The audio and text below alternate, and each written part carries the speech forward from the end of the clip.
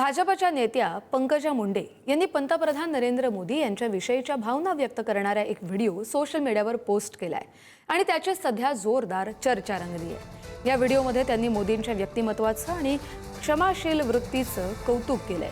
मोदीजी, तुम्ही जेन झीचे फ्रेंड झालात असं म्हणत मोदी हे केवळ तरुणांचेच नव्हे तर देशाच्या विकासाचे, भविष्याचे आणि सकारात्मकतेचे देखील मित्र असल्याचं त्यांनी म्हटलंय।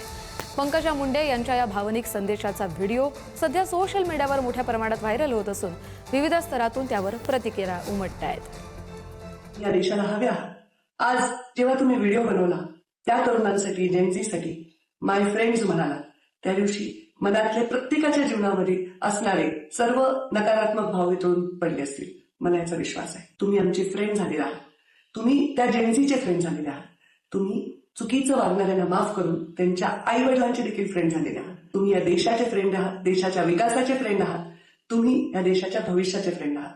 ईश्वर तुम्हाला चांगलं सुदृढ असं आरोग्य देव आणि या देशाला मोठं करण्यासाठी प्रत्येक नकारात्मकतेपासून मुक्त असं तुमचा मार्ग राहो हीच ईश्वरचरणी प्रार्थना।